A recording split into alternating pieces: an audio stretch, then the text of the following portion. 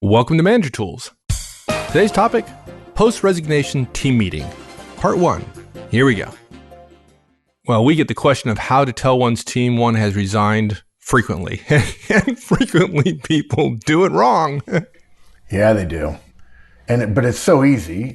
If you know how to resign, all you need to know is just sort of the logistics about setting up the meeting and being willing to be a little bit bold about the meeting. That's all. Yeah, it is easy, but a lot of folks have developed like really close relationship with their directs, and they want to say more than they would have had, before they built those relationships. Yeah, I could see that.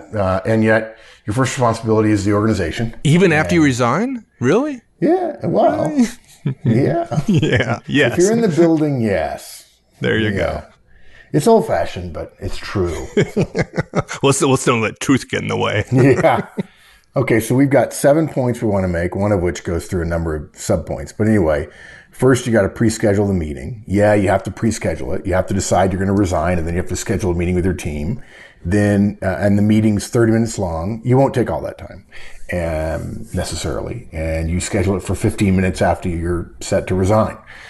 And I'm sure some people's heads are exploding. Like, you actually schedule when you're going to resign? Sure you do. If you know you're going to resign, you figure out when to do it. Oh, you plan everything. You plan everything. You're no, I don't. You know better than that. And the first thing you do in the meeting is say, I've resigned. And then you've got to cover a few subjects. You've got a key project report. You've got to notify them about the performance files you're going to turn in. You're going to provide them interim reviews. You're going to talk to them about the calendar for the next 90 days. You're also going to announce who your interim successor is. So that's kind of the meeting. And you can get that all done in 30 minutes or less, actually. Now, look, the meeting may get canceled. That's our 5th point. So we'll talk about that for a minute. And you're going to have to draft a resignation announcement email. Oh, even though you're scheduling a meeting? Yeah, because the meeting might get canceled. And if it's canceled, you've already drafted the resume, the email, and then you just send the email and say, I've just resigned. And you send it in the event the meeting's canceled. Simple. Okay, so let's talk about the one that probably made people's heads spin, which is pre-schedule the meeting. The meeting where you're going to announce your resignation to your team. Yeah, but look, once you know you're going to resign, then it's a matter of going to talk to your boss. Unless everybody thinks the moment they decide they're going to resign, they go find their boss. I mean, no, it's okay to be decisive, but it's also smart to be decisive and be speedy, but also to use deliberate speed to make it make sense. Now, look, we're making an assumption here that this is a Manager Tools sanctioned resignation, if you will, in the sense that you're following our guidance on how to do it. And we do have a podcast, folks, called How to Resign. It's very highly regarded by people. And while we don't recommend you resign necessarily, there are times in one's career when one does. But this guidance follows that one. And both of these sets of guidances, that podcast and this one, are pretty worthless if you're resigning in haste. Well, let me ask you a question then. Well, are you going to give advice to folks today on how to resign in haste? Because that's a whole nother cast, right? I mean, yeah, no, it's not well, it might be for somebody else, but we don't do casts like that because we don't tell people how to do things we don't recommend they do. Right. There's no way to do something stupid. We get that once or twice, maybe 2 times a year in the forums. We get somebody ask a question. I say, well, I just don't recommend you do that. And they say, well, I knew you'd say that, but go ahead and tell me how to do it anyway. I just want to go, I dare you to say that to my face. You read it and I get a call 10 seconds later. Can you believe this? Let me read you what this guy said. So look, you've decided to resign, okay? Now there's work to be done. In order to resign, if you listen to our How to Resign cast, you've got to prepare documents. But look, unless something unusual is happening, it's not like you won't have 48 hours. It doesn't have to be the best work of your life, the pre-resignation paperwork, if you will, preparation steps. It's not that hard. You're going to drop a couple of balls if you work on it straight through for 2 straight days, but you could absolutely get it done. And we do need to come up with some casts that say, here's the basic format, although we'll allude to them here. We'll give people templates that'll make it easy. But anyway, once you know you're going to resign, you figure out how much time it's going to take you to do the preparation and listen to the cast, How to Resign, to figure that out. And it depends on whether you have 3 people or 10 people. And then you set up a time to talk to your boss. Now look, don't take 2 weeks. You don't do that. Nor should you walk right into your boss's office and resign. Because if you walk into your boss's office and resign, the moment after you've accepted an offer from a competitor or from another company in another industry or across the country or whatever, you won't have had time to help the organization through the transition. And if your boss responds rashly and says, fine, you're out of here, give me your phone and I'll walk you back to your desk and I'll call security on the way, you won't have time. Even though you knew what you were going to do, you won't have time to take care of your team and take care of the organization. And folks, it's just not professional to be so excited about leaving that you leave the company in a lurch. It's just not. Now, other people will. And I would suggest that this is one of those cases where the standard is not what you've heard or seen other people do. The standard is, how good can you do it without losing anything by waiting 48 hours before you sit down with your boss?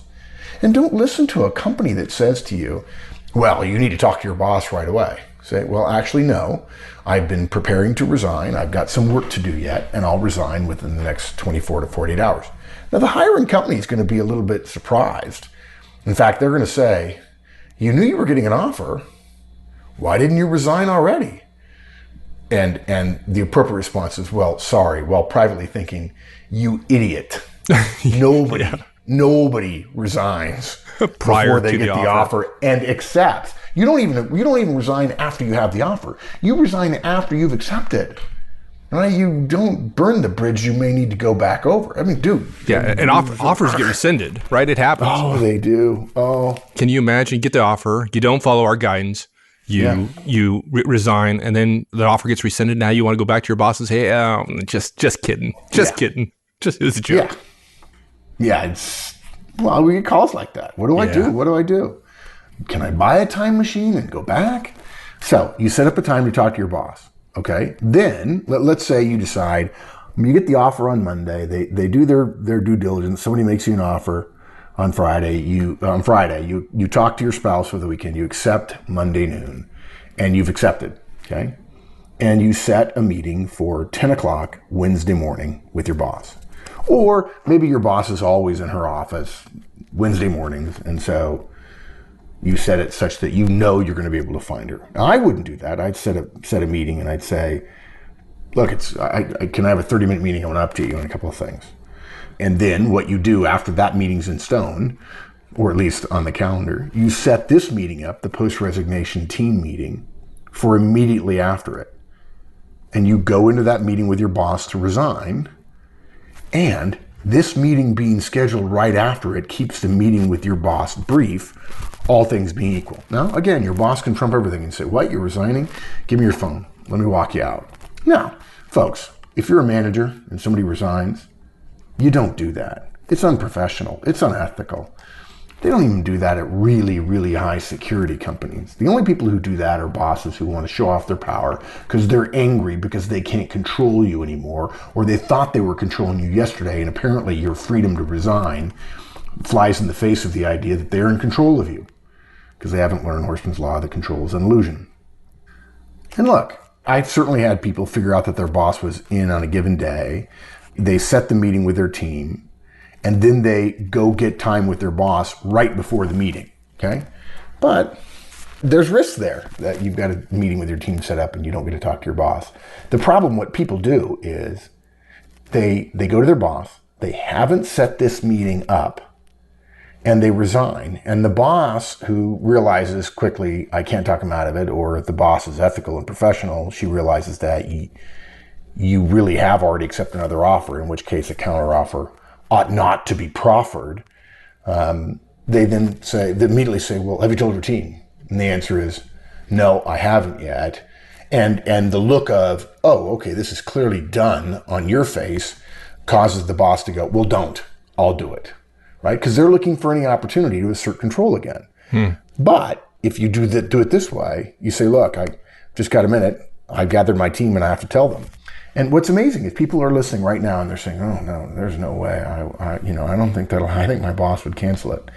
Yeah, you'd be surprised. Yeah, more. This has worked far more often than bosses have overruled it, and we'll cover what happens when your boss cancels it if he or she does later in this cast. And look, there would be nothing wrong with if you realize that your boss may be thinking of canceling, sharing the intent and agenda of the meeting, which is all business designed to smooth the transition. Tell them, hey, I've already got my files prepared. I've got interim reviews prepared. I've got key project stuff to go over with them. It's all squared away. If you don't want me to have the meeting, that's fine. Of course, in the back of your mind, you're going to be sending an email immediately. And I do mean immediately, because there are bosses who will send a short note to everybody on your team saying, hey, Dana resigned. Everybody come into my office at 4:30 today. Right. And it's just better if they hear it from you. Yeah. And folks, it's not better for you. It's better for the organization and for your team, who presumably you have professional love for, right? Yeah, because your boss, who then scheduled a meeting with your team at 4:30 and then proceeds to leak that you're leaving and then says you shouldn't talk to your team, then the team finds out and they sit around wondering what to do for the next 6 or 7 hours. Complete loss of productivity. And your boss is not going to be spending 8 hours going through all your stuff, getting everything ready for a meeting. The boss is going to sit down with your team and say, well, unfortunately, your boss has left. You all report to me now until we pick an interim. And I need reports quickly from all of you guys on all this stuff. And all you're doing is, if you'll pardon the expression, screwing your team. Yeah, absolutely. You said 6 or 7 hours. It's like, how about 6 or 7 or 8 days of wasted time doing this stuff, or 6 or 7 or 8 weeks? I can share some horror stories, but okay, thanks a lot. Now my head really has exploded. So let's go on to the meeting itself. How long is this meeting with your team after you resign? 30 minutes. Schedule it for 30 minutes. Now, there's 2 reasons for that. One, that's how quick it'll go. But also because if you thought you could get it done in 15 minutes, you don't want to schedule a 15-minute meeting with your team. People will just go, huh? Now, if you're a manager's manager, you're doing one-on-one, so a 30-minute meeting with the team is no big deal. And you schedule it for 15 minutes after you're slated to meet with your boss. And by the way, one more thing, I just want to mention one more thing about scheduling it right after you meet with your boss.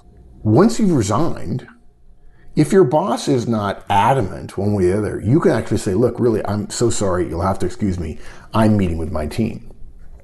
And when your boss says, I don't want you to, it depends on who you are. It really does. But you could, in many situations that I know of, get up and leave and go to the meeting. And then say, look, I'll come back and circle back with you, but I promised I'd meet with my team. They don't know, and I want them to hear it from me. You said you only need 30 minutes, right? If you're prepared, right? 30 minutes is plenty of time. But I'd make the argument, you probably don't want more than 30. You don't want to drag this thing out for 90 minutes, right? I mean, you want people to come out of there and get back to work. There's also the issue of having an hour-long meeting and only taking 20 minutes of it or 15 minutes of it, or having the meeting canceled last minute by your boss, and then have people going, what the heck's going on? And a lot of people who are listening, their meetings maybe start on time, but they go long anyway. And if this is your last meeting with your team, or it's really one of the most important meetings you have with your team, if it's scheduled for 30 minutes and it goes 45, it's not the end of the world. It's far better to have a 30-minute meeting go 45 in this situation than it is for you to be done at 45 minutes and having people go, hey, well, let us ask a bunch of personal questions, which is not probably what the organization wants you to do. Not saying you can't address those, but really, this meeting is about handling the transition well, professionally, organizationally, because your first responsibility is results for the organization. If you wanted to, you could, but we don't want to leave ourselves in a situation where people expect us now to answer personal questions, and you're really feeling like, because of the makeup of your team or because how the meeting went with your boss, you don't want to be put in that situation in this particular meeting. You can always meet with people individually to share with them more about what happened and how it happened and so on. Right. Cool. Now, you said you're going to schedule this 15 minutes after your meeting with your boss, and that's plenty of time to talk to your boss. But now some people might say, well, what if, I know you're going to kill me, ask this question. But what about, it might take more than 15 minutes, because what if he offers me a counteroffer? Yeah, because you would be really smart to take a counteroffer. Oh, no, wait, you don't want to take it. You just want to hear what it is. Ooh, even worse. Yeah. Look, if you're potentially going to fall prey to a counteroffer, how can you honestly say you've decided to resign? Well, and you've already accepted another job. What do you? Yeah. So you're not thinking professionally. In our opinion, we don't recommend you go into resign with any thought of ever taking a counteroffer. If a counteroffer is still on the table, why aren't you thinking differently about the situation you're in? And if you do go in thinking that a counteroffer might happen and you might consider it, how is it you've already accepted another offer? That acceptance of another offer is a professional obligation, which ethically you're obligated to follow through on. They have essentially closed the recruiting for that job. They probably sent some notes from other people saying, sorry, we're no longer interested. The idea being to pick those people back up after we said, no, we don't want you, is really not very good. Oh, I'll tell you, I've shared this with you before. I may have even shared it on a cast before. I've probably done, I don't know. I don't feel proud about having done this, but I had one gentleman who accepted an offer from me, was supposed to show up. I think it was like, that's right. Like 60 days later. And the night before, there's a lot of things I didn't do. I was a young manager at the time. A lot of things I did do in terms of keeping in contact with him during the 60 days prior to him showing up. That wasn't very smart.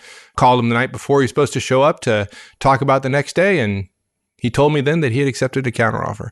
And that man today is on my blacklist. There's no doubt about it. Jason, if you're listening. He's like Will Wheaton to Sheldon on Big Bang Theory. No, not quite. No. I don't like that analogy. Yeah, so, and by the way, folks, if you don't know, Will Wheaton is near and dear to the Manager Tools heart because, of course, the episode of Star Trek New Generation starring Will Wheaton as Lieutenant Wesley Crusher, Third Lieutenant Wesley Crusher, in an episode called Pen Pals, but that's a longer story. We're really not Star Trek geeks at Manager Tools. But look, if you go in with the idea that a counteroffer is possible, most bosses, most intelligent people will be able to see that. And in fact, if you go in and say, I'm resigning my position, I've accepted another offer, that 99% of the time will cause people to stop. If you say, hey, I've decided to resign, and they say why, and you go, well, I've been thinking about it, you are literally fresh meat for a counteroffer. So that's part of the reason why we say accept it. It's a minor part, but that's part of the reason why we say accept before you resign. Yeah, and to your point is you don't want to have the conversation about a counteroffer and not accept it, right? So just cut that conversation out from the very beginning by telling them how you're resigning the way you just described. Yeah. If your boss is going to finagle, he's going to wheedle, she's going to wheedle and beg and be happy with just getting more time to work on things. And then you're suddenly in limbo, right? And look, some bosses panic. And I'll relate it to that. Please don't be one of those bosses that panics if one of your directs, most especially a direct who's a manager, resigns to you. Be professional. Be polite. Those of you who are licensees know that I lost my first hire ever recently. Of all the people I've hired in my professional life, recently, just within this year, 2013, an assistant that I hired, her name was Mattel, resigned after 3 or 4 months. And I don't know that I ever shared this on Things I Think, our weekly newsletter that goes out to all of our licensees. But she told Wendy later, I kind of thought that I would, it was a negotiating ploy to walk in and during my one-on-one say I've decided to resign. she was surprised at the alacrity with which I accepted her resignation, not because I was happy to lose her, far from the contrary, but she had said she had studied our podcast about how to resign and so on. So I assumed that she knew that she would not get a counteroffer. You don't negotiate with me, and you certainly don't get counteroffers from me. But I mean, look, I was very polite about it. We gave her an extra month's salary. And anyway, if you have listened to or read our guidance on how to resign, you know you don't resign in most situations. There are rare exceptions until you've accepted. Not just have an offer, again, but have already accepted. And that, again, that's a fundamental principle of job searching. Always accept before you decline, with declining meaning any other offers you're not going to take and the job you're in now. If you accept an offer from A and you had offers from B and C and you're in job X, you accept A, you decline B and C, and you resign from X. That's how you do it. Don't, whatever you do, go in because you have a couple of offers but haven't taken them yet, but you know you're going to. That's just a recipe for a messy transition. Let's go back to scheduling this 30-minute meeting with your team. When you schedule that meeting, do you tell them what the meeting is about? Certainly not, right? No, you can't. Yeah. So what do you do? So what do you say? Right. First of all, let's be clear. Your obligation is to report to the organization. And the organization, I've talked about this a lot, and I'm surprised more people don't ask me about it. To you, your boss represents the organization. And folks, if you're a manager, to your directs, you are the company. What you say has the weight of the company. That's why you have a sign for her. This is, watch out, I'm your boss, I could fire you. That's why your directs don't think of you as a nice person. Not saying you aren't a nice person. I'm saying they don't think of you that way. They think of you as their boss. So no, of course, you can't tell them what the meeting is about. On the other hand, it's been my experience that you don't just schedule blind meetings. People wonder about those things. You don't just schedule something like team update. Oh, just put it down as team update. I've got some things I got to tell you guys. You schedule a meeting that'll justify everybody attending. And it depends on the job you're in. It might be project status review. It might be quarterly performance discussion. It'll depend on what's happening and what your directs will accept as a believable meeting. Now, trust us, guys, whether you like to admit it or not. And I know there are people out there who go, oh, no, people don't know. Well, trust us. I'm old and sometimes I'm wise. Often I'm just grizzled. But your team probably has some sense that things aren't normal. One of my laws is there are no secrets. They know. They may not know what they know, but they know something. A blind meeting, a blank meeting, a secret meeting title will just set tongues wagging. So, if you need to, put a title on something, put together a false agenda. It's not inappropriate. It's a gray area. It would be social lying. And you would be able to say, people says, whoa, if somebody said to you, well, this was clearly misleading. Yes, and I had an obligation to get everybody together and tell everybody at once for the benefit of the organization. And as the cadet hostesses at West Point say, if your hostess makes peas and they are literally the worst thing you've ever had, what you say is the mashed potatoes were wonderful. Right. And if she says, how were the peas? Ma'am, thank you so much for making them. The meal was lovely. Now, are you misleading? Well, perhaps you're misdirecting, but those kind of things are okay. And we're not recommending lying. We're recommending that in a situation like this, to have the meeting, to avoid people talking about the meeting, you use a bit of a false front in order to have the meeting so that the entire organization, most specifically your team and your boss, can benefit. Yeah, I used to think the world was black and white and life was much simpler back then, but... Oh, you and me both, partner. You and I me wish, both. I wish it were. Yeah. You think the world's black and white. And then I just got an email from a friend a longtime friend, one of my closest friends, who told me that she questioned my communication skills and my parenting skills in the same email. Like, wow. Okay. So you think you know what's going on, and then you realize, no, maybe you don't. Yeah. Interesting. Okay, so let's talk more about this meeting. So how do you lead up to the fact that you're resigning? What's the preparatory things you talk about before actually announcing your resignation? No cake. No cake. Yeah. So look, I'm surprised at this, at the number of people who think that clever introductions to important messages somehow enhance the message. Just be clear. Just come right out and say it. I've just resigned to... insert your boss's name. So if everybody at Manager Tools reported to me, except for Mike, and I reported to Mike, I would go into Mike, I would sit down, I'd say, Mike, after I've resigned to Mike, I would go to my team and I say, and they all know that I report to Mike. I would say, folks, I've just resigned to Mike. And I would say, I'm sorry for the sudden news. And guys, don't say shock. I'm sorry to shock you. That just sounds arrogant, as if, oh my God, what are we going to do without Moses? Right? Just say, I'm sorry for the sudden news, but now that that's passed, it's time to get some work done. Or you could say, I've just resigned. Mike's accepted my resignation. There's a bunch of work to get done. There's some things I need to cover with you. And don't get all emotional or act as if questions about why or how or who or anything else are going to be used to and be entertained at this point. Yeah. If somebody says, oh my God, what happened? Guys, time out. I've got an agenda here. There are 4 or 5 things we need to get over. That's for later. Right now, there's work to be done. Let's focus for a little bit. Get ready to take some notes. And they won't have any problem with that. They know 2 things. 1, oh, and 2, There's work to be done.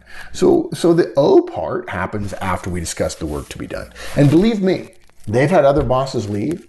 And when they have gone through the process of you leaving and you do it this way, they're going to be blown away. And they're going to say, my gosh, look at this. I mean, you've already done this and you're starting to hand out files. It will just be absolutely blown away. I'll tell you what, one of my favorite movies is Wall Street, just for the darkness of it. And in the movie, there's a time where Bud Fox goes into a meeting with his buddy, who's a lawyer and involved in the purchase, and they go into a big conference room. And if my recollection is correct, one of the lawyers is talking about breaking up an airline, Blue Star Airlines. And all of a sudden, they're passing out bound PowerPoint decks describing the valuation of every single last item pursuant to the breakup of the company. And it's just, you weren't expecting it. You were expecting them to be talking about how they can make the company bigger or better. And basically it's all about the company being sold for scrap. And in this meeting, which you weren't expecting, not only did you not expect them to be talking about selling the company off in pieces and throwing thousands of people out of work, they already have the decks prepared. It's like, whoa, yeah. Whoa. These guys were ready. When they go through this process, if you keep them focused, don't let the meeting spin away from you by a bunch of, oh my God, what are we going to do? Guys, you'll be fine. You're solid. You're professional. You're squared away. You know, the company will go on without me easily. Let's focus. Yeah. And the sooner folks get focused on the work rather than your resignation and all the personal aspects, the better it is for the organization and the better it is for your folks, frankly. I mean, it may make you feel good that they're all sad and weepy about you leaving, but folks, that get over yourself. Yeah, that's good. Get over yourself. And if it is better for the organization, what a nice testament to you as a professional that you put the organization in front of yourself when obviously you've just made a decision that's better for you, and yet you're still willing to put the organization you just left in first. There you go. Really classy and professional. Very professional. Thanks, everyone. That's it. We'll see you next week. Have a great one. So long.